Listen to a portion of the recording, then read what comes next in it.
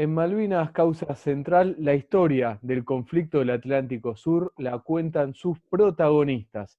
Y en esta oportunidad estamos en comunicación con Jorge Gaitán, es sobreviviente del crucero General Belgrano, integrante de la Asociación Veteranos Guerra de Malvinas Alberto Almezgaray, General Pico La Pampa. Jorge, ¿qué tal? Un gusto, muchas gracias por esta comunicación con nosotros. Bueno, Juan, gracias a vos y a tu producción por permitirme poder contar un poco la historia de Malvinas. No es fácil tener esta posibilidad, porque bueno, los tiempos muchas veces son tiranos y no se nos permite muchas veces contar bien nuestra historia, así que bueno, con gusto a tu disposición para contar lo que consideres, ¿no?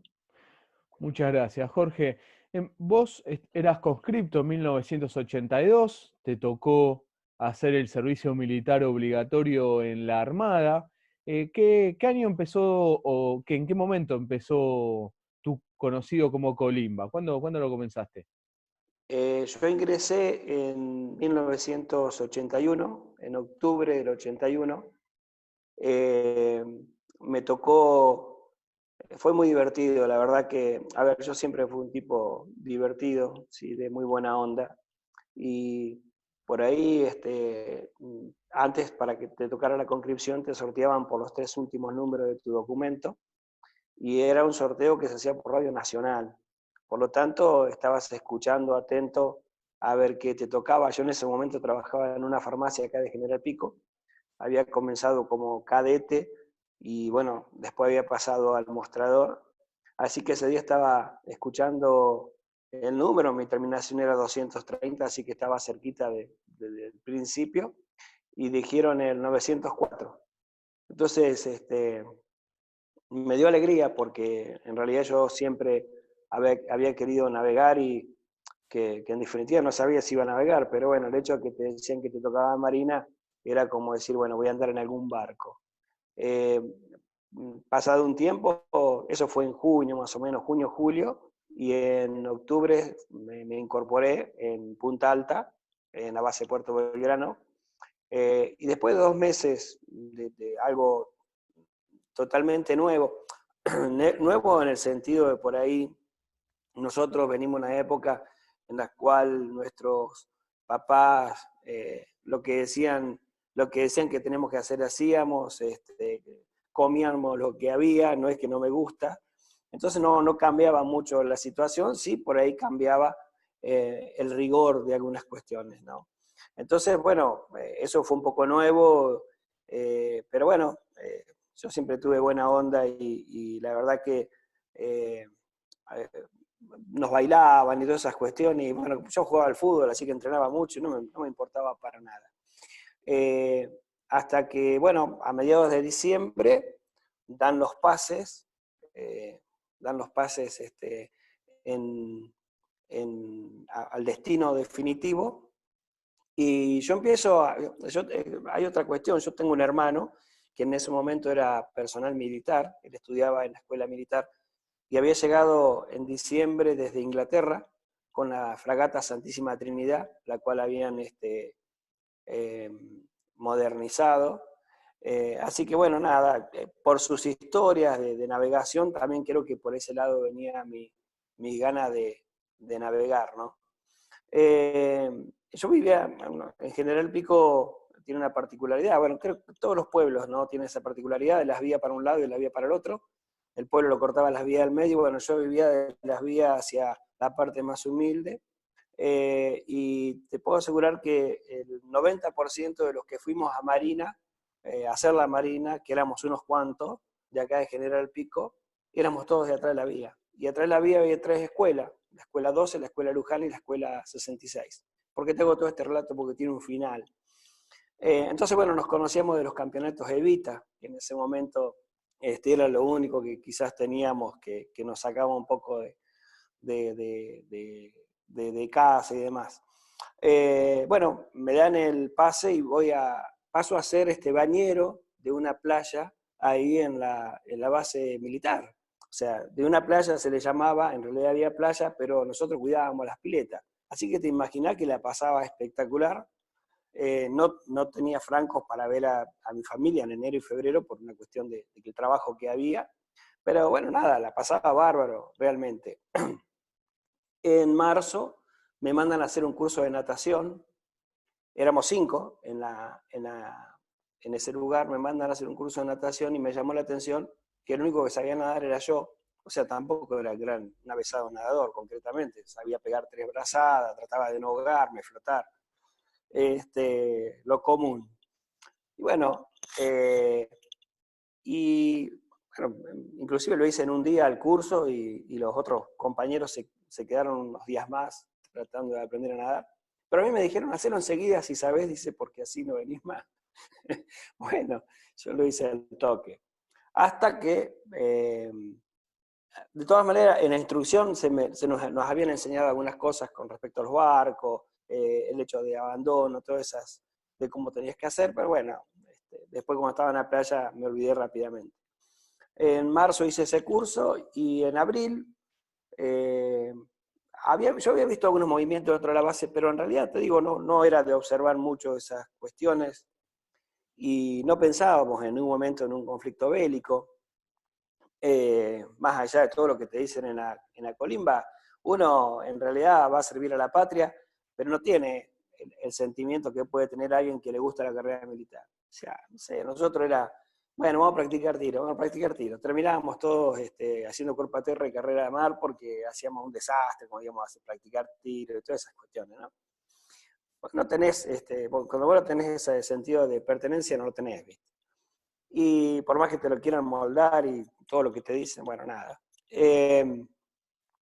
Bueno, y el 2 de abril, o sea, antes del 2 de abril, vi movimientos, y yo de mi playa estaba cerquita del canal de salida, y vi salir los barcos, ¿sí? 1, 2, 3 días antes salieron, del 2 de abril salieron los barcos, 3 o 4 días antes salieron los barcos, pero bueno, para mí era normal ver los barcos. Y bueno, el 2 de abril a la mañana nos despertamos, con la novedad de que habíamos recuperado las Islas Malvinas. En muchos casos, algunos tuvieron que, no en mi caso, pero tuvimos que recurrir al mapa para mostrarle dónde estaban las Islas Malvinas, algunos pues no estaban ni idea tenían. Pero bueno, había un televisor, así que ahí mirábamos las secuencias, ver un pueblo en la calle, lleno de bandera, la Plaza de Mayo repleta, bueno, y empezar a seguir todas las alternativas que iban pasando después del 2 de abril, ¿no? Yo siempre me quedó lo que dijo Galtieri, ¿no? En un momento donde no sé qué le pasó, sí, seguramente le habrá pasado, no estaba bien, y dijo, que es muy recordada esa frase, si quieren venir que vengan, le presentaremos batalla. Y yo realmente pensé, dije, lo que está diciendo este tipo, y claro, él no va a ir, dije yo. Lo pensé así como algo mío, y a la distancia después, bueno, ¿no? Con muchos años después te das cuenta que en realidad era eso, no era boconear o tal, no iba a ir a poner el cuero, iban a ir otros a poner el cuero. Así que bueno, nada, el 11 el 9 y 10 de abril vuelvo acá a General Pico, a ver a mi familia, a mis padres concretamente, y ahí me encuentro con algunos de los muchachos que ya estaban estirados en el crucero General Belgrano, entre ellos Alberto Mejaray. Viajamos todos juntos a Pico y así fue como volvimos al domingo. El lunes a la mañana yo estaba durmiendo y me despertaron y me dijeron, tenés que incorporarte al crucero Belgrano. Yo creí que me estaban jodiendo, porque yo siempre jodía. Y le digo, déjenme dormir, que esto, aquello. No, en serio, en serio. Así que llamó por teléfono y sí. El martes 13, tenía que embarcarme al crucero Belgrano. ¿Te imaginas que para mí era una alegría porque iba a navegar? No era otra sensación, yo iba a navegar, que era por lo que había ido. Así que cuando voy el martes a embarcarme, a eso voy del relato que te digo del barrio. Me encuentro con mi vecino, que vivíamos tapial de por medio. Él le había tocado en 902 y yo en 904, nos habíamos criado juntos de los 5 años. Y me dice, ¿dónde vas? Yo que iba con el bolso, le digo, me voy a incorporar al crucero Belgrano. Qué bueno, Jorge, me dice. Bueno, Por supuesto, en ese tiempo no había forma de avisar a nuestros padres, porque una llamada telefónica tardaba 3, 4 horas. Bueno, esa mañana me paré en la dársena y miraba el barco que medía casi 200 metros de largo, una inmensidad, era espectacular, grandote, era una máquina de matar, pero era grande y uno decía, qué bestia es esto. La cosa es que, bueno, subí y lo primero que me dijeron es conocer el barco, sin restricción. Así que, bueno, dormía cerca de proa, conocí el barco sin restricción, me encontré con mis compañeros pampeanos, éramos 24 pampeanos, 25 pampeanos éramos, los que estábamos ahí. Así que, bueno, empecé a conocer el barco y demás, y así hasta que zarpamos. Y ya se hablaba de que los ingleses venían y demás, pero yo nunca tomé conciencia de la situación. O sea, creo que la juventud, yo siempre cuando doy las charlas y hablo con los chicos, sobre todo que tienen 16, 15, 17 años, 18, siempre les digo que uno no toma conciencia de las situaciones que vive hasta que le pasan. Entonces, yo lo comparo muchas veces con los chicos con el tema de las motos, ¿viste? Que aceleran, aceleran, aceleran hasta que tienen una situación y ahí se dan cuenta que no tenían que acelerar tanto. Creo que nosotros, desde el momento que estuvimos arriba del crucero, en ningún momento pensamos que íbamos a tener que abandonarlo, porque era un barco muy confiable, era grande, era viejo, de 1945, había estado en Pearl Harbor, todo. Y bueno, y lo veíamos algo muy sólido y algo muy, muy remoto de que nos pudieran atacar. Más que nada porque nosotros no teníamos lucha, o sea, no teníamos sonar para pelear contra submarinos, pero sí teníamos dos barcos que nos custodiaban, que tenían sonares. El sonar es una alarma, es una onda que se larga en el mar y vuelve con un sonido, y ahí se detecta si es un animal, si es un barco, bueno. Solamente los que saben eso, yo la verdad que no tengo ni idea. Así que bueno, lo que practicábamos muchísimo, practicábamos abandono, practicábamos ataque en superficie, ataque aéreo, y la verdad que yo nunca perdía el humor, yo jodía mucho y en una oportunidad me tocaba hacer guardia, bueno, que ese día que nos atacan, ahí me toca hacer guardia en antiaérea. Yo lo único que hacía era alcanzar la pólvora, o sea, en antiaérea ya venía la bala armada, yo le alcanzaba al cañón, estaba sobre babor y se tiraba. Y en superficie iba a la Santa Bárbara porque era flaquito, y de ahí alcanzaba la pólvora, alcanzaba el cartucho de pólvora, de ahí se pasaba a un ascensor, después se encapsulaba el plomo, llegaba arriba y recién se disparaba. Era todo un proceso. Pero en realidad nunca tuve miedo a que nos pudiera pasar algo. Sí, temía, y me da risa cada vez que lo cuento, porque atrás en antiaérea, atrás mío, había una puertita.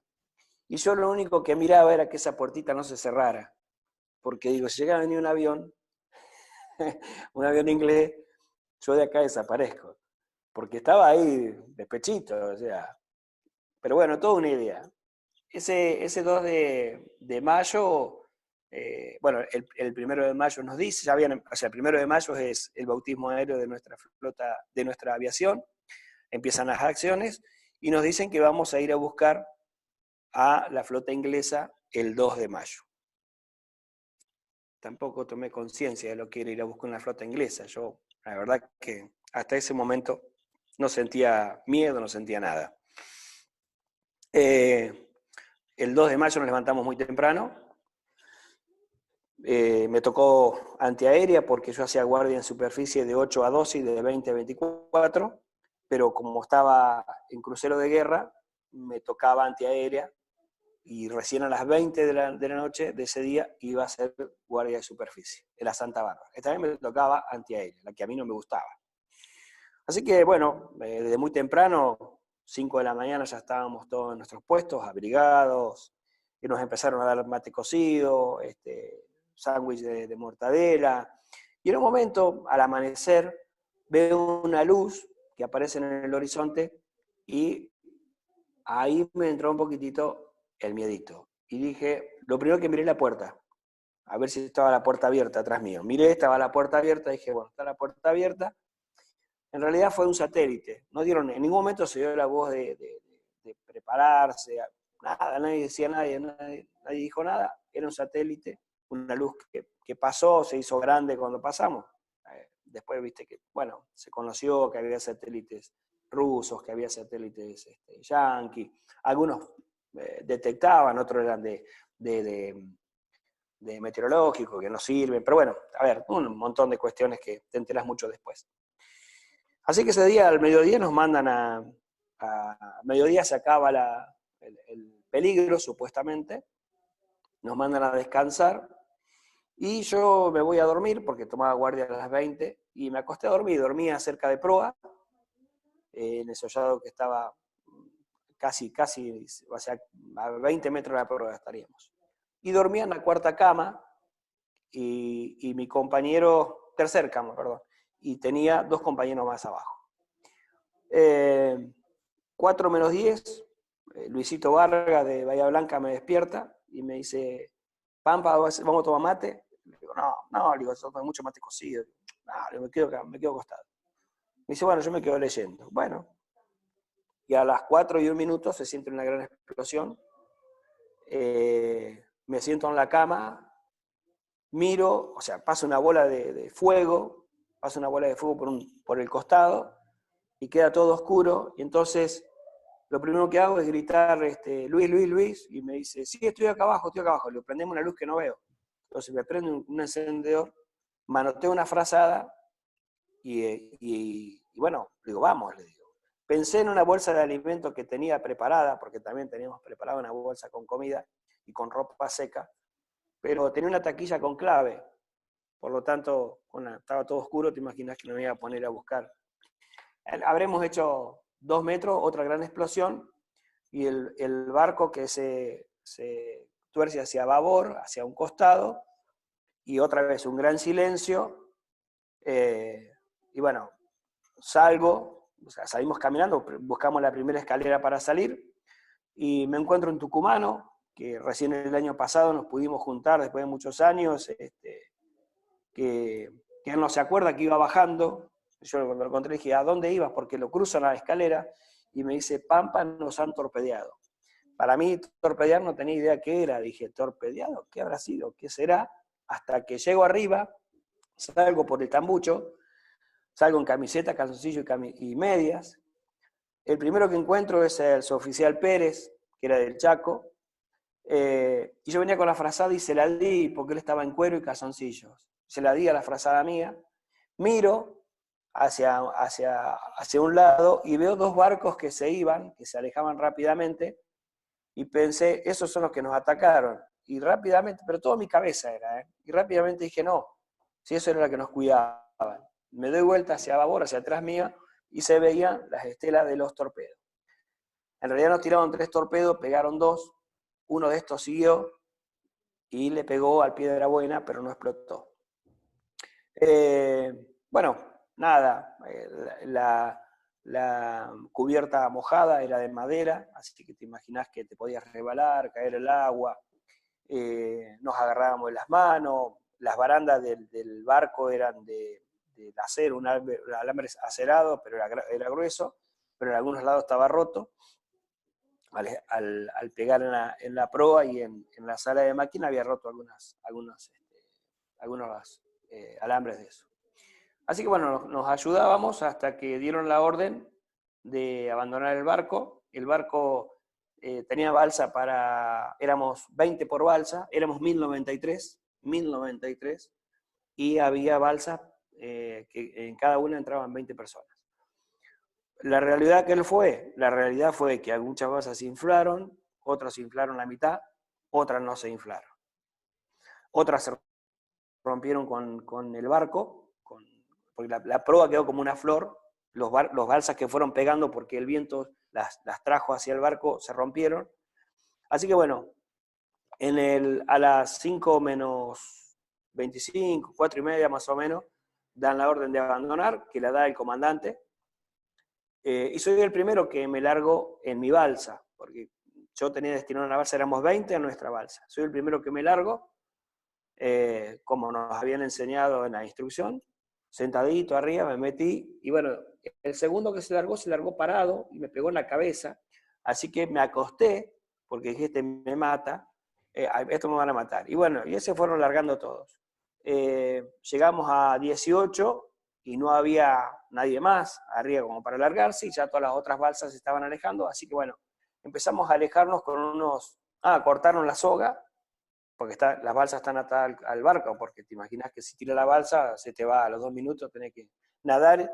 Nadar ahí es más o menos, no sé, 5, 10 minutos como máximo, lo que puedes llegar a aguantar, como máximo. Son agujas que te empiezan a clavar en el cuerpo, lo cual te produce una hipotermia y un paro cardiorrespiratorio, y chao, listo, fuiste. Así que bueno, el que se caía al agua había que sacarlo rápidamente, subirlo a las balsas. Nosotros sacamos a una persona, el cual nos mojó, la balsa adentro. Pero bueno, hasta ese momento yo no tomaba conciencia de lo que estaba pasando. Para mí era pasar del barco a la balsa como nada, pasé. Recuerdo haber sacado las manos, porque se nos rompieron los remitos, teníamos unos remos de madera terciada, que cuando le hicimos fuerza se quebraron, así que le dábamos con las manos para alejarnos del barco, porque lo veíamos muy cerca. Bueno, nos alejamos, el que más lejos en su momento habrá estado, habrá sido 100 metros, ponele, con toda la furia, 100 metros en el mar no es nada. Y bueno, en un momento el barco se empezó a ladear, se empezó a ir de popa, y lo último que se ve es la proa cortada, ¿sí? La flor, ¿no? Que termina de hundirse. Y en ese momento es como que medio decís, epa, se hundió el barco, ¿qué hacemos? Pero a los pocos segundos se sienten 2 grandes explosiones, suponemos que fueron las calderas, al venir tan caliente, al entrar el agua fría, te imaginas que hizo una onda expansiva que nos reventó los oídos, nos agarró mucho dolor de oído, y empezamos, por supuesto, a vomitar, a tener muchas ganas de orinar, y así fue el transcurso hasta las 5:30, 6 de la tarde, que oscureció, no se veía más nada, nos dormimos. Cuando nos dormimos, nos agarró una ola, nos dobló la balsa en la cual éramos 18, y nos amontonó uno arriba de otro, y ahí nos dimos cuenta que teníamos que repartir el peso, que ahí teníamos que estar, éramos todos iguales, ¿sí? Éramos todos iguales, nadie era superior de nada. El jefe de la balsa, el vasco El Gorriaga, tenía 24 años, yo tenía 20, te imaginás. Pero en un naufragio nadie tenía experiencia de nada. Bueno, no nos dormimos más, porque el hecho de dormirse es la muerte blanca. El frío entra muy rápidamente por tus extremidades, por las manos, por los pies, por la cabeza, lo cual te produce un adormecimiento de los miembros, que no te das cuenta, te dormís, y ese frío sigue entrando y no te despertás más.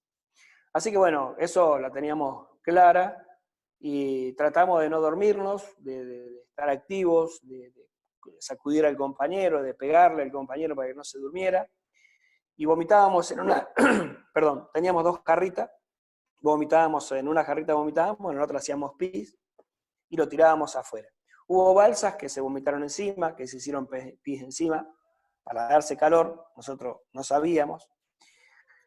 Lo que sí yo me recuerdo es cuando tiraba la orina afuera, o el vómito afuera, que lo hacían a jarrita, cuando me paraba empezaba a temblar muchísimo, pero temblaba como una hoja. Entonces, hasta que me sentaba entre mis compañeros, seguía temblando un ratito y decía, ahí está, ya pasó. Todos le pasaba lo mismo, pero el hecho de temblar era una reacción del cuerpo, ¿no?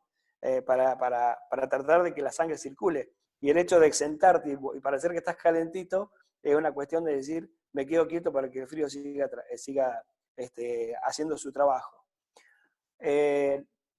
Bueno, fue una noche eterna, amaneció como a las 10 de la mañana el lunes, no nos veíamos con el resto de las balsas, al momento pensábamos que estábamos solos. Vimos una balsa que no sabíamos si estaba vacía, pero tenía el cierre abierto. La verdad que le gritamos, le chiflamos, nada. Y bueno, así fue hasta el lunes al mediodía, que aparece un avión. Sentimos un ruido, cuando asomamos la cabeza es el avión que venía. Y hace un círculo de 200 metros, moviendo sus alas, diciendo, no, ya los vi, pero nosotros igual le tirábamos con las bengalas, le tiramos bengala por todos lados. Yo tuve la suerte de conocerlo, al comandante de ese avión, y agradecerle personalmente porque arriesgó su vida, la de su tripulación, porque él llegaba a un punto donde decían que teníamos que estar, y nosotros habíamos recorrido casi 100 millas desde el lugar del hundimiento. El viento y las aguas y las corrientes nos habían llevado por las aguas heladas de la Antártida. Entonces él siguió la marca de aceite y ahí fue cuando nos encontró. Con el riesgo de que se iba a quedar sin combustible y no sabía si iba a poder volver. Por lo tanto, eso se lo dijo a su tripulación y su tripulación le dijo, señor, vamos a buscar a los muchachos, los tenemos que encontrar. Bueno, fue él así que nos encuentra. Él vuelve, baja su avión a ras de agua y se va por la costa argentina, llegando a creo que Río Grande, a baja altura, pero bueno, logra volver. Por lo tanto, nosotros nos embargó la alegría de saber que nos venían a buscar. Te imaginas, 12 del mediodía, dijimos, bueno, a las 2 o 3 de la tarde están los barcos levantándonos. Había un testamento dentro del botiquín, y yo ese testamento, alguien había agarrado una linterna, y bueno, yo leía el testamento, cuando me prendían la luz, leía un ratito el testamento. Y bueno, lo venía leyendo todo el día. Llegaron las 6 de la tarde ese lunes, se hizo oscuro y no había ni miras de que apareciera alguien. Y ahí es como que medio el ánimo empezó a bajar.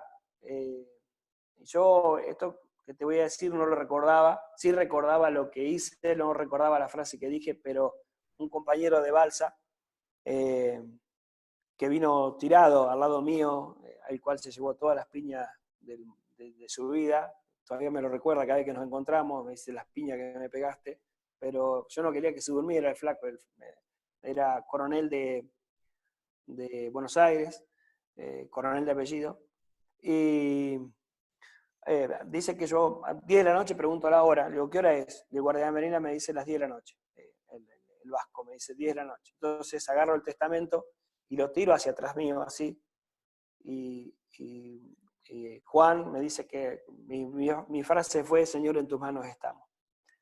Yo no la recordaba realmente que dije eso.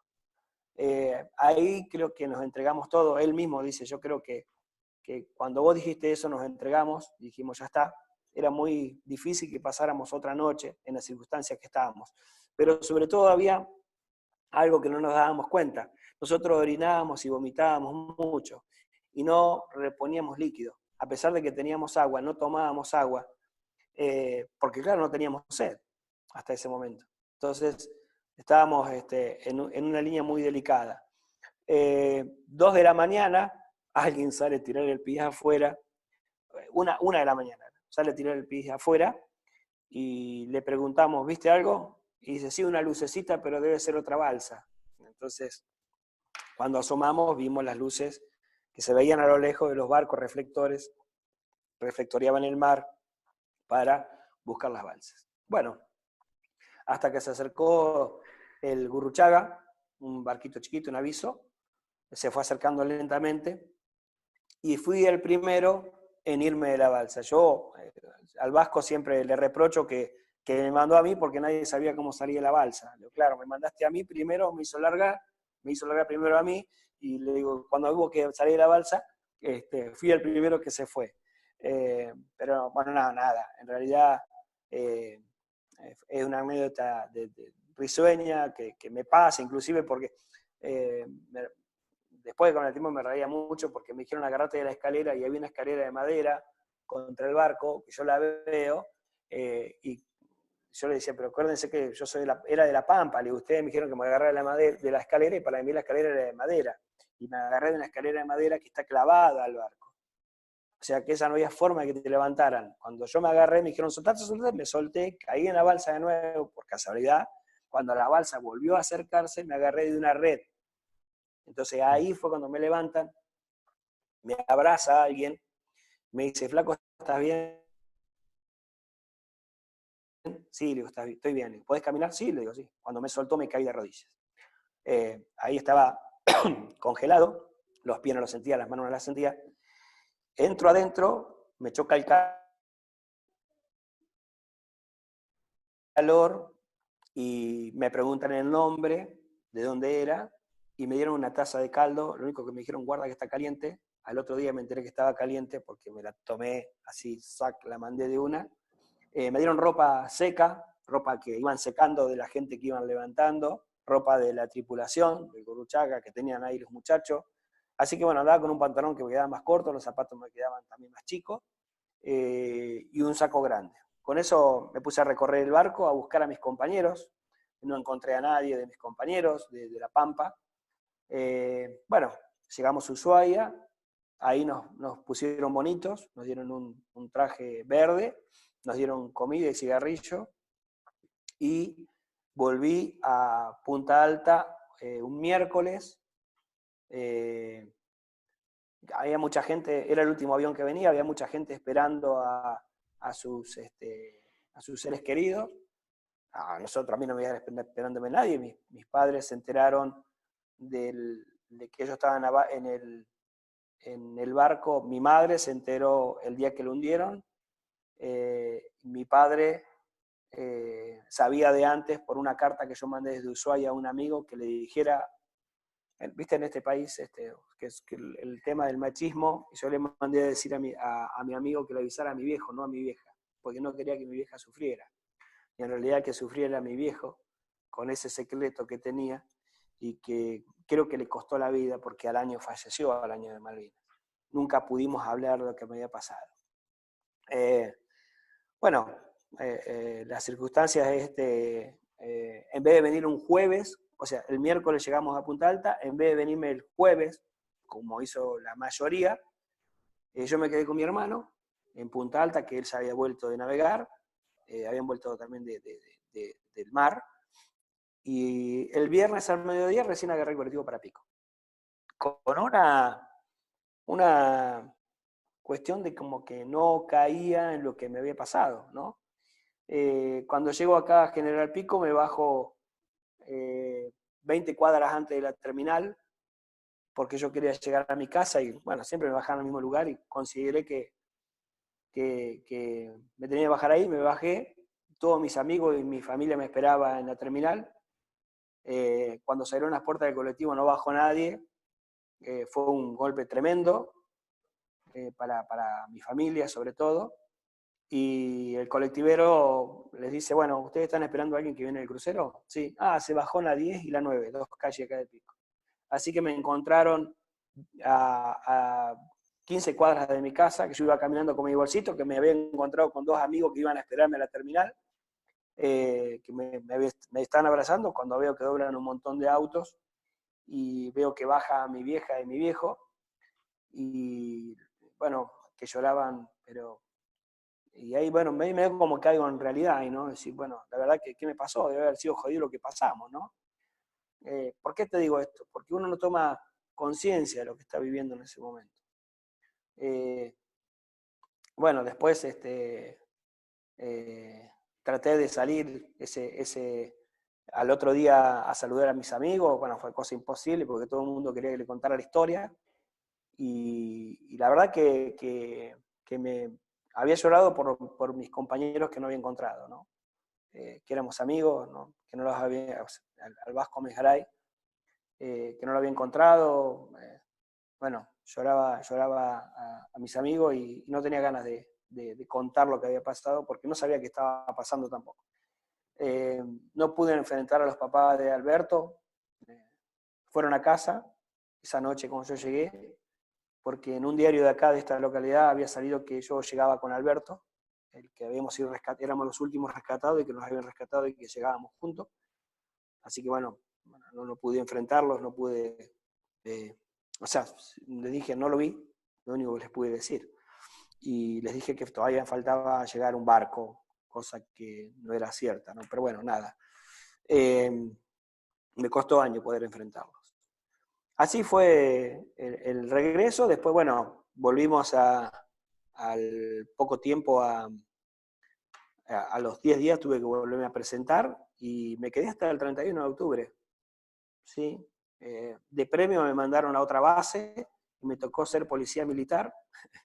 Por lo tanto, me tuvieron cortito casi un mes a 5 de la Pampa, Jorgito Lucero de Trenel, Holguín y Roda de Santa Rosa, Hugo Sandoval de Tuay, y a mí nos tocó policía militar.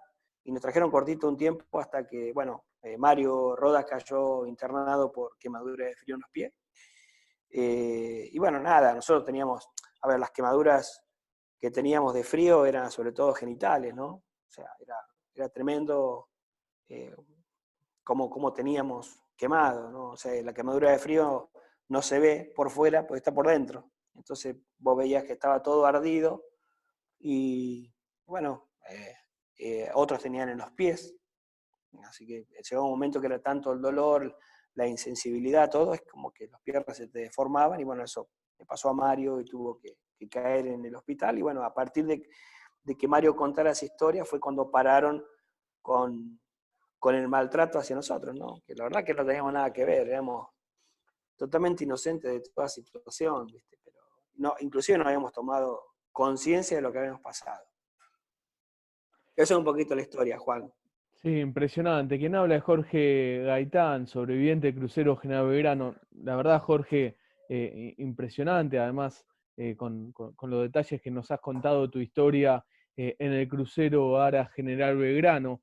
Em, y a partir de ahí, una vez que te dan la baja del servicio militar obligatorio de la Colimba, digamos, porque ya ahí nos has relatado con grandes detalles tu experiencia. Ahora tenés que volver a tu casa como civil y además con esta mochila de combatiente de Malvinas, ¿no? ¿Cómo empieza a ser esa etapa? Bueno, en principio nos costaba mucho contar la historia, Juan. ¿Por qué nos costaba? En casa no se hablaba. ¿Sí? Yo siempre digo que, que hubo un gran porcentaje de papás que se fueron y que no escucharon la historia de sus hijos, ¿no? Porque evidentemente para ellos fue un dolor, pero tremendo. Y hoy, con la edad que tengo, que era la edad de mis viejos de ese momento, y tengo 2 hijas, y bueno, también, o sea, el dolor que sentís cuando le pasa algo, o sea, te preocupás por ahí cuando no viene una noche porque salió, te imaginás la preocupación de saber que tu hijo está en una guerra, debe ser tremenda. Entonces, bueno, había gente que lo tomaba en broma. Eh, a nosotros, inclusive cuando estábamos todavía cuando habíamos vuelto de crucero, nos decían que culpa nuestra, culpa nuestra se habían muerto nuestros compañeros del crucero, ¿no? Entonces, eso nos decían y después dentro de la sociedad se vivía como un partido de fútbol, como una joda. Ah, vos estuviste, si vos no hiciste nada, a vos no te pasó nada. Bueno, entonces ese miedo de contarlo, porque para que no te tomaran en joda, para que, bueno, nada, no sentir más dolor, hacía silencio. Sumado a eso que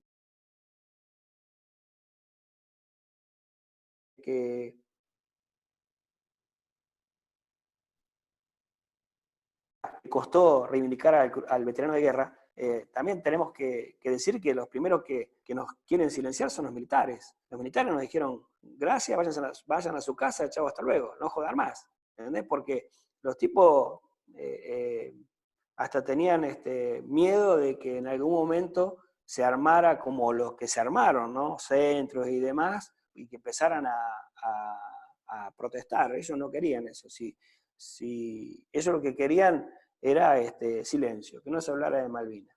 Y después, bueno, algunos gobiernos posteriores que también hicieron silencio, por lo tanto era muy difícil y teníamos Yo la verdad que tengo mucha amnesia de esos tiempos, no recuerdo bien muchas cosas de esos 8 años de mi vida. Me cuesta muchísimo ponerme en fechas y demás. A ver, vivías a lo altos todo el día, te asustaba estar encerrado, te asustaban los ruidos, pasaba un avión, o sentías los aviones y ya te ponías nervioso. A ver, un montón de cuestiones y que no encontrabas un lugar para hablarlo, ¿entendés? Entonces nos costó horrores hasta que a los 10 años más o menos, sobre todo acá en General Pico, empezamos a conocer a los profes, a los maestros, y nos empezaron a abrir las puertas de las escuelas. Yo siempre digo que fueron unos tarados, unos locos, porque nosotros cada vez que agarrábamos un micrófono teníamos muchísimo odio, muchísimo, no sé si odio, pero bronca, teníamos mucha bronca, ¿sí? Muchísima bronca. Y entonces, yo siempre le digo, fueron unos locos, nos abrieron las puertas sin saber lo que podíamos hablar con los pibes. Y bueno, gracias a Dios salió bien, porque no salimos de esto, ¿no? De contar nuestra vivencia, nuestra vida, el pensamiento nuestro donde estaba, que era nuestra familia, nuestros padres, en todas esas cosas, lo cual nos sirvió a nosotros para poder descargar en algún lugar todo ese dolor y todo eso que teníamos tan metido adentro, poder sacarlo y que los chicos empezaran a escuchar nuestra historia. Y bueno, eso nos sirvió para empezar a crecer, ¿no? También. Y Jorge, ahí cuando vos empezás a participar esto, decíamos antes que vos sos integrante de la Asociación Veterano de Guerra de Malvinas, Alberto Almesgaray, compañero tuyo en el crucero General Belgrano, allí de General Pico de la Pampa. ¿Cuándo empezás a ser parte de la asociación? Nosotros, la primera asociación en La Pampa se inicia acá en General Pico, fue allá por el 94. En el 94 empezamos a agrupar a los excombatientes. Después, por una cuestión estratégica, la pasamos a la gente de Santa Rosa. Bueno, La Pampa fue la primera que hizo una ley con respecto al veterano de Malvinas, ¿sí? Que hablaba de trabajo y de vivienda. Fue la precursora, La Pampa fue la primera. Así que bueno, por una cuestión de organización, pasamos la asociación allá y bueno, se empezó a trabajar para conseguir trabajo al que no tenía, todas esas cuestiones. Y después en el año 98 cumplimos 21 años el otro día, el 99. En el 99 armamos otra asociación que agrupamos a la zona norte, con sede en General Pico, ¿sí? Así que bueno, tenemos dos asociaciones, una en Santa Rosa y una en General Pico. Y el hecho de armar una asociación, en realidad, en principio fue un club de amigos, un club de hablamos todo de lo mismo, ¿no? Porque era muy difícil encontrar con quién hablar. Bueno, fue bueno juntarse y empezar a hablar todo de lo mismo, ¿no? De Malvinas. Y eso fortaleció al grupo y después cuando estuvimos un poco más fuerte empezamos con las acciones solidarias, hemos estado en muchísimas acciones solidarias y seguimos estando, concretamente. Y estamos atentos a todo lo que le pasa a nuestros veteranos, ¿no? Ese es el trabajo. Pero no fue fácil, la post-Malvinas fue, en mi caso, creo que fue más terrible que la guerra en sí, ¿sí? El hecho de que nadie quisiera hablar, de que se tomara como un partido de fútbol, de que te tomaran para la risa, la verdad que fue muy, muy duro para todos nosotros, ¿no? Y sobre todo después con el tiempo, cuando empezás a tomar conciencia de que la guerra es la destrucción del ser humano, ¿viste? O sea, algunos le dieron la guerra les quitó la vida, a otros le quitó una pierna, un brazo, y a otros le quitó la cuestión psicológica. y hubo un montón que no pudieron seguir con esa mochila y casi 500 tenemos hoy que se suicidaron. Entonces, no, yo siempre dije, no fue un partido de fútbol, muchachos. Si ustedes lo tomaron así como un partido de fútbol, eh, bueno, se equivocaron. ¿Sí? Porque hubo tipos que dieron la vida, que quizás con su juventud, quizás pensaron lo que ellos te decían, que nunca les iba a pasar, y les pasó, ¿viste? Y hoy son nuestros héroes, ¿viste? Así. Estamos conversando con Jorge Gaitán, sobreviviente del crucero General Belgrano. Jorge, ahí decías que bueno, que después del conflicto te cuesta todo ese proceso, tenés inclusive, no recordás bien todos esos primeros años post-conflicto, sobre todo por esto que sufrían de que era un partido de fútbol, del maltrato de un sector de la sociedad, pero en ese ambiente, ¿te juntabas con combatientes de Malvinas? Eso ahí, digamos, si bien ustedes se forman como asociación a partir de la década del 90, durante la década del 80 ahí tenés reuniones con combatientes tuyos No, o te alejás totalmente. no, es que estábamos todos dispersos. Claro, No había unión. A ver, yo jugaba al fútbol, creo que eso me ayudaba. Jugaba acá en Pico al fútbol. O sea, es como que no había grupos. Sí sabíamos quién era veterano, quién no era veterano, nos saludábamos, todo, pero bueno, nada, nunca nos habíamos sentado a armar algo serio, ¿no? O sea, la verdad es que estábamos todos dispersos, ¿viste? No había. A ver, yo creo que no teníamos la maduración como para armar algo.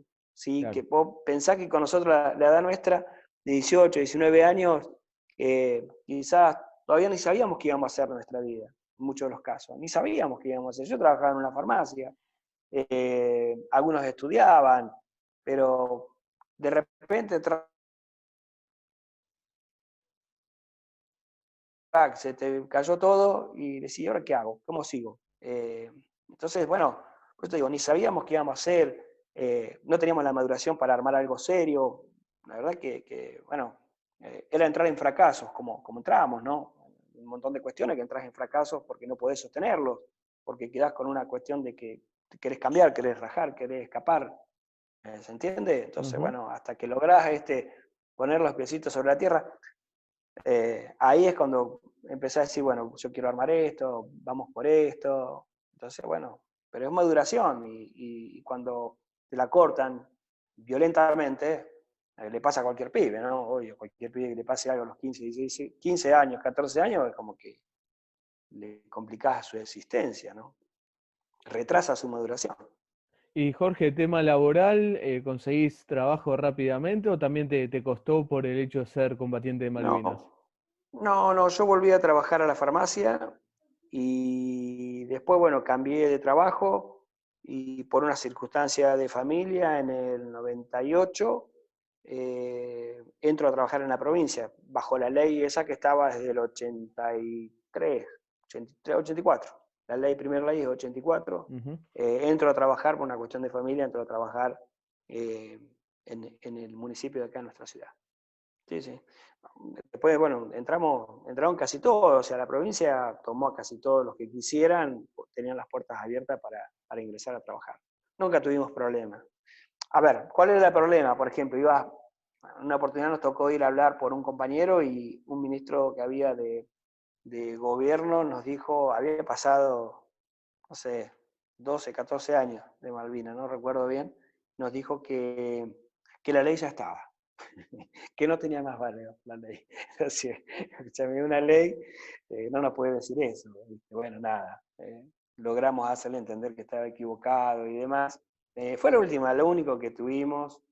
eh, y después, bueno, a ver, tampoco íbamos con pretensiones. O sea, había un trabajo y si teníamos que ir a barrer calle, barríamos calle. Si teníamos que hacer café, hacíamos café. Nadie quería ser jefe, nada por el estilo. ¿Sí? Yo, la verdad, cuando en una oportunidad fuimos con otro compañero que lo acompañé para entrar en el Poder Judicial, me acuerdo que le llegó la nota que se tenía que presentar a rendir.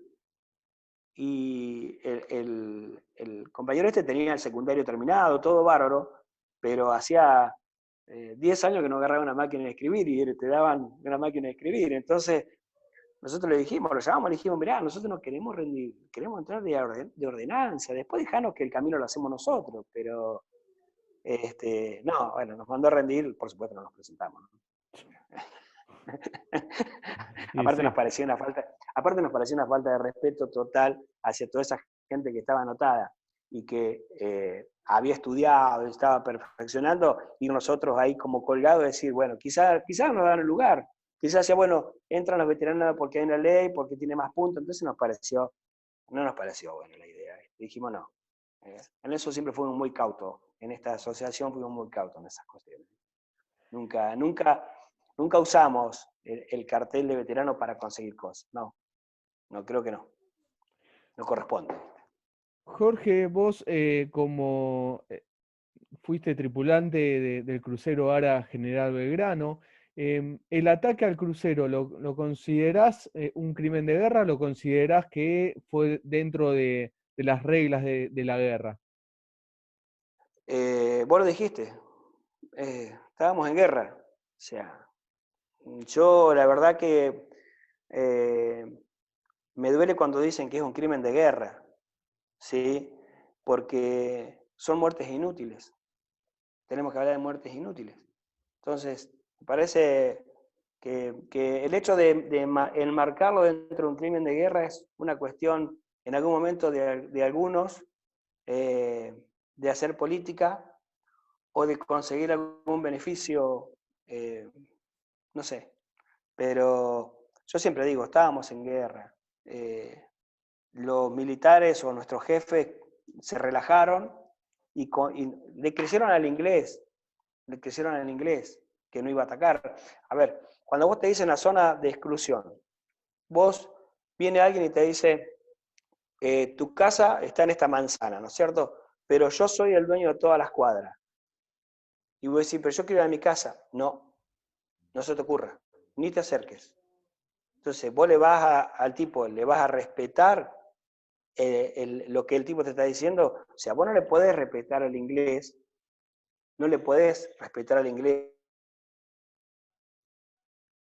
las 200 millas, porque si vos le respetás las 200 millas, le estás diciendo, las Malvinas son tuyas. ¿Se entiende lo que te digo? Si vos le decís al inglés, sí, tenés razón, yo no voy a entrar dentro de las 200 millas, ¿sí? Nada, no voy a hacer nada. Entonces, ¿qué? Las Malvinas son tuyas, flaco. O sea, no podés entrar en esa cuestión. No, las 200 millas no existen. No podemos aceptar las 200 millas. Estábamos en guerra, ¿sí? Había que prepararse, no había que confiarse. Bueno, alguien se confió. Y cuando decís alguien se confió, ¿lo responsabilizás al capitán del crucero, a Bonzo? No, las órdenes venían de arriba, del comando, por supuesto, que era el que sabía dónde. El comando era el que tenía la ubicación de los barcos ingleses, de los submarinos, de todo, supuestamente. Nosotros navegábamos y cumplíamos la orden o sea, el comandante cumplía la orden de lo que se le decía. O sea, no que, a ver, conociéndolo como lo conocía a Bonzo, un tipo humanamente espectacular, muy preocupado por su tripulación hasta hace 10 años atrás que falleció, constantemente llamándonos a todos, preguntándonos cómo estábamos y demás, y muy preocupado cuando estábamos en el barco y acompañándonos, y acompañó a los familiares de nuestros héroes, de los 323 que quedaron en el crucero. No le atribuyo a él esta mala decisión. Evidentemente acá el comando naval no tuvo en cuenta que el submarino Conqueror y había otro submarino que no me acuerdo cómo se llaman, andaban buscando al portaaviones y al crucero Belgrano, que no había que dejarlo solo en ningún momento, ni en la costa argentina, ni acá, ni adentro de Ushuaia había que dejarlo solo. ¿entendés? Porque eran el portaaviones y el crucero General Belgrano eran lo que ellos temían los ingleses. ¿Por qué? El crucero Belgrano, a pesar de ser un barco viejo, era un barco que, por más que lo atacaras, suponete, y no se hundiera, su armamento podía seguir funcionando igual, porque era manual. Y el portaaviones, ¿por qué? Porque estratégicamente lo podían colocar en lugares donde los ingleses no llegaran y los aviones argentinos llegaran. Entonces eran los dos que buscaban. Después de la Georgia, esos dos submarinos que estaban cerca de la Georgia salieron rápidamente a buscar al crucero y al portaaviones. A ver, alguien se durmió, ¿entiendes? Porque si teníamos un barco de cada lado y de repente quedan dos barcos de un solo lado, de estribor, y nos queda todo babor descubierto, fuimos un blanco muy fácil, muy fácil. Sí, después ahí también está que los británicos son los que ponen, dicen estas las 200 millas, y en la madrugada de ese sábado, o madrugada de ese domingo, en realidad 2 de mayo, dan la orden de cambiarlo y decirle pueden atacar a todos los buques, estén o no estén. Y entonces va también a partir ahí de esa discusión. Inclusive el capitán Bonso a unos periodistas británicos, esto se los dijo, bueno, ustedes siempre ponen las reglas, dijeron que esas eran las reglas, y después rompieron esas reglas. Desde ya que los 323 héroes del Crucero General Belgrano no están en discusión. Eh, Jorge, y las actividades que hacen ustedes ahora en la Asociación Veterano de Guerra de Malvinas, Alberto Almesgaray, de General Pico, allí La Pampa. Hacías mención, porque estuve ahí viendo la página de ustedes en la web y tienen como bastantes actividades. Sí, nosotros, la semana pasada fue la última actividad que tuvimos, un joven de acá de Pico, Nacho Portillo, que fue a nadar a Malvinas hace 2 años. Con 16 años Nacho fue a nadar al Estrecho San Carlos. Le dimos el apoyo, por supuesto, lo ayudamos para que pudiera realizar esa aventura. Bueno, tuvo la idea de entregar juguetes en la comisaría cuarta, donde funciona la unidad de género, niñez y adolescencia. Bueno, y entregamos algunos juguetes y libros que habíamos, que nos donó la gente y los llevamos. Pero estamos abiertos a todas esas campañas solidarias. Nosotros, siempre que vengan de buena fe, nos van a encontrar. Y bueno, siempre hemos estado, por decirte, fuimos reconocidos por el INCUCAI en su momento, cuando se largó las primeras campañas con la donación de órganos, nosotros estuvimos ahí, estuvimos trabajando, cuando estaba la delegación en General Pico, después se fue a Santa Rosa y bueno, ya perdimos el contacto, pero estuvimos trabajando muchísimo, hemos trabajado con la gente de Salta, no sé, hemos llevado libros a Jujuy, a Huáncar, al oeste de la provincia de La Pampa, por todos lados, o sea, donde sabemos que hay una necesidad, tratamos de estar, ¿sí? Y también, bueno, participamos a nivel nacional en la Confederación Nacional de Veteranos de Guerra, ¿no? Y ahí estamos, ahí activamente, es política de Malvinas, y trabajamos activamente, ¿sí? Con nuestros legisladores provinciales, estamos en contacto permanente, mirando las leyes, proponiéndole proyectos. Creo que es la forma de poder trabajar, ¿no? Nosotros hace 3 años, sí, 3 años, 3 o 4 años, no me acuerdo bien, cuando el expresidente Macri quiso cambiar el 2 de abril, que rápidamente hablamos con el gobernador y rápidamente hizo una conferencia de prensa al otro día, nos convocó y La Pampa fue la primera provincia que dijo no nos adherimos a eso. Y bueno, ahí se sumaron un montón de provincias que no adhirieron y no se pudo cambiar el 2 de abril, que se quería cambiar para hacer, no me acuerdo si era Puente. Entonces, estamos atentos a todo lo que pasa con Malvinas a nivel nacional, a nivel provincial. Nosotros acá en la provincia, la verdad que hemos tenido siempre las puertas abiertas, hemos sido coherentes también con nuestros pedidos, con nuestras situaciones, nunca hemos ido a pedir, por ejemplo, puedo decir de plata, pero sí Claro. hemos participado en las campañas en las rutas provinciales, cuando empiezan las vacaciones, hemos estado participando con la policía, entregamos una calcomanía, entregamos, no sé, bueno, los pines de Malvinas. La verdad que han sido experiencias que le ha servido a la policía y nos ha servido a nosotros, ¿no? Porque la misma policía nos decían que la gente se relaja cuando te ve, cuando ve las banderas. eh, han sido situaciones, la verdad que emocionantes, ¿no? Que tapan un poco lo malo que vivimos en esos 10 años de silencio. Y bueno, y como te decía, estamos en la Confederación y estamos al tanto, y bueno, y vemos la verdad, con mucha expectativa los 3 proyectos que se presentaron ahora, que hablan de la plataforma argentina, que hablan del tema de la pesca, bueno, nada, y empezar a lo que venimos pidiendo hace rato, que el Pacto de Madrid se dé por terminado, que el convenio Forador de Duncan, que es una locura.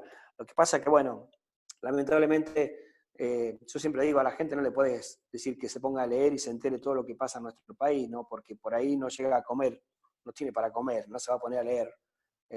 Pero la verdad que cuando vos lees que habíamos firmado un convenio de cooperación para darles información sobre el cardumen y sobre todas esas historias, para que los tipos de esto se metieran en aguas nuestras, que ya están metidos de por sí, y se metieran más, sobre todo, dentro de nuestra plataforma, a llevarse todos nuestros recursos y decir, no, evidentemente nos merecemos también estas cuestiones, ¿viste? Porque no pataleamos. Nosotros hicimos 4 o 5 marchas, las cuales no fueron visibilizadas, por supuesto, no se enteró nadie, juntamos 6.000 veteranos de guerra de todo el país, marchamos a la Cancillería, le pedíamos sobre todo que en la discusión estuviera Tierra del Fuego, que hoy pasa a ser la provincia más grande del país, ¿no? Con el nuevo mapa,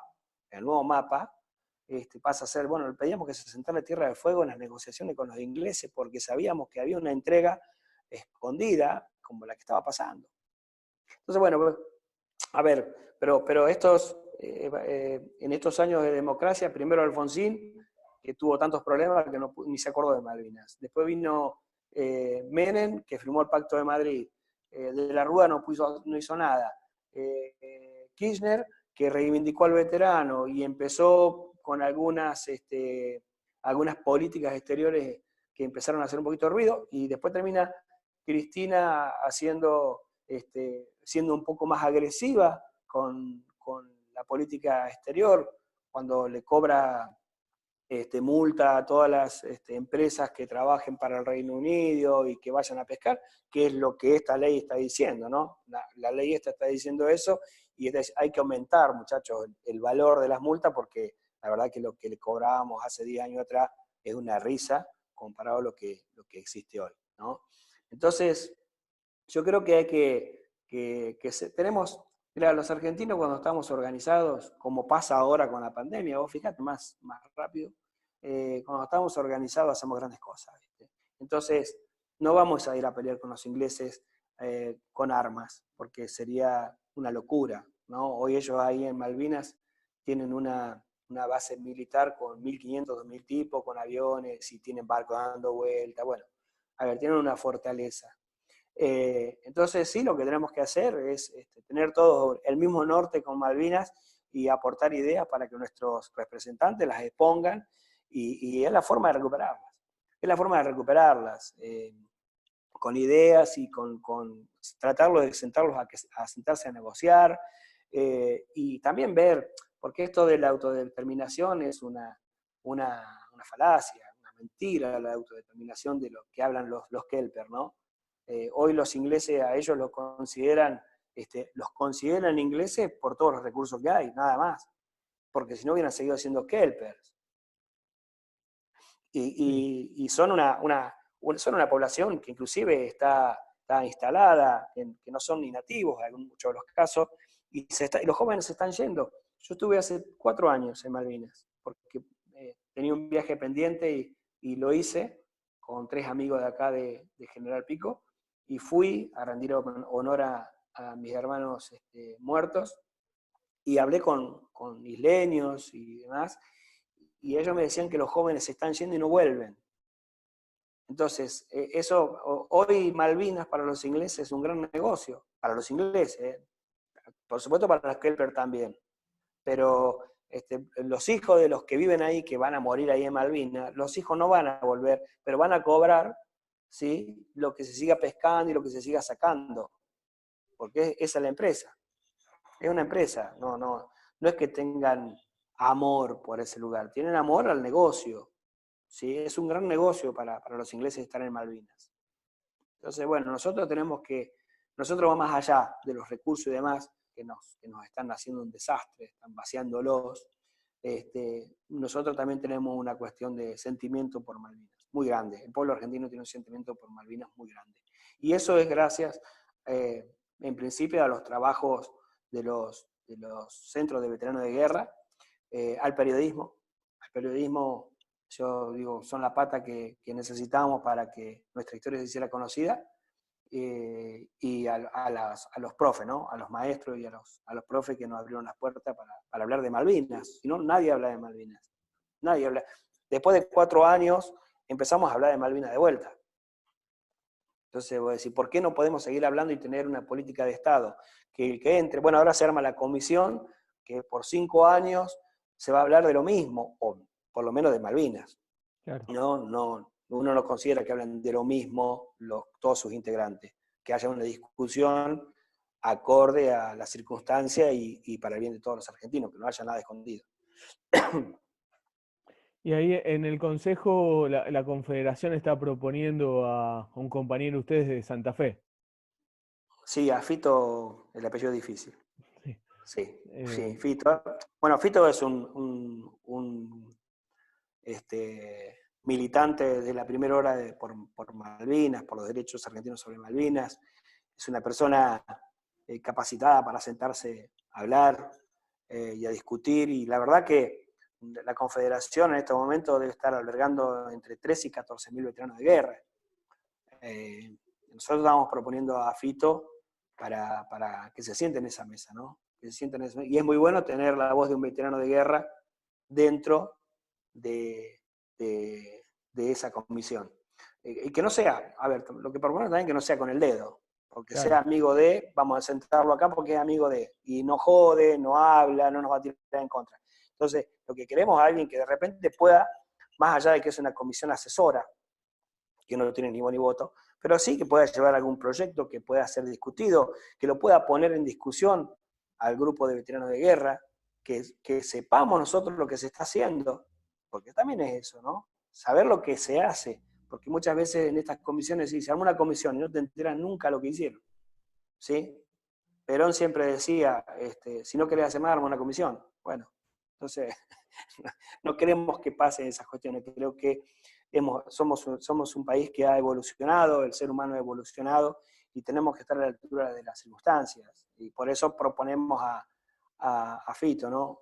Después veremos cuál es el resultado. Sí, inclusive porque seguramente debe ser el que más representatividad tiene dentro de los combatientes de Malvinas, porque la Confederación, como mencionabas vos, es quien aglutina a la mayor cantidad de centros de combatientes a nivel país. Entonces, seguramente es el que tiene el mayor respaldo dentro de los combatientes, y eso de no señalarlo por el dedo, por algún tipo de afinidad, es importantísimo, ¿no? Que sea elegido entre ustedes, porque el Consejo lleva, Sí. esto le contamos a todos y todas, el Consejo lleva, dice que debe haber combatientes de Malvinas también. Entonces, Sí. dentro de eso, por eso ustedes están proponiendo al compañero de ustedes, a Fito. Entonces, sí, es importantísimo. Jorge, para finalizar, algo que quieras mencionar, algún tema que no hayamos tratado, algo que te parezca importante remarcar. No, Juan, yo creo que me has dejado hablar demasiado. Creo que no sé qué nos puede llegar a quedar, simplemente esto, ¿no? El hecho de estar a tu disposición de parte de nuestra asociación para lo que vos requieras. donde llegue esta comunicación, estamos para contar nuestra historia, para discutir. O sea, no tenemos ningún problema, estamos abiertos y estamos predispuestos a la discusión, a la buena discusión de Malvinas, no al chicaneo y demás. Y tenemos gente preparada, gente que tiene muchas ganas de discutir y de que esto de Malvinas de una vez por todas pase a ser una política de Estado donde todos tengamos injerencia, porque en realidad Malvinas, yo siempre dije que ningún gobierno lo tomó como ejemplo, y la verdad que era el mejor ejemplo que teníamos para que no pasara lo mismo en el país. En Malvinas hubo miserables y hubo héroes, ¿sí? Entonces tenemos que reivindicar a nuestros héroes y los miserables tratar de que caigan en el olvido, porque la verdad que no hacen bien. Y este país es Malvinas, por lo tanto nuestro norte tiene que ser Malvinas, Juan. Hay 632 tipos que así nos marcan el camino, que eran nuestros vecinos, porque hace 38 años, no hace 100 años, y todos conocen a un hermano, a un hijo, a un padre. Entonces, no son invisibles, son visibles, están con nosotros. Así que nada, agradecerte esta oportunidad, invitarte para cuando alguna vez que quieras acercarte a nuestra institución, tener las puertas abiertas, a vos y a toda tu audiencia, a donde llegue. Que bueno, que serán bien atendidos y contaremos nuestra historia, pero sobre todo la historia de los 632, que son los que tenemos que hacer conocer. Jorge, agradecerte todo este tiempo que nos has dado para contarnos tu historia y en especial, seguramente en representación de muchos y muchas que están del otro lado y hace muchas temporadas son parte de Malvinas Causa Central, agradecerte por lo que han hecho en 1982. Para nosotros, ustedes son un ejemplo, son nuestros héroes, nos enseñaron esto de combatir a un enemigo, no importa la gravedad, o como vos decías, bueno, no sabía bien lo que hacía, pero estuviste allí participando, enfrentando a nada más y nada menos al tradicional enemigo de la República Argentina. Ojalá que guerra nunca más, eso está más que claro. En Malvinas Causa Central eso nos los enseñó Delmira de Cao, la madre de Julio Cao. Las guerras destruyen familia, guerras nunca más. Eso es una bandera fundamental principal. Pero tenemos un enemigo que es Gran Bretaña, 3 millones de kilómetros cuadrados de la República Argentina, invadido por ellos, y con muchos recursos naturales, no solo en Malvinas, también en el continente, que lo están saqueando. Entonces ese es nuestro, como vos decías, Malvinas, nuestro rumbo. Agradecerte por lo que han hecho en 1982 y post Malvinas, porque de la misma forma que en Malvinas se enfrentaron a un enemigo mucho más grande, aquí también se enfrentaron a un enemigo enorme que era esa desmalvinización, ese maltrato de un sector de la sociedad, como vos decías, que los trataban como si haya sido un partido de fútbol, sin pensar bien en lo que habían pasado y lo que habían vivido.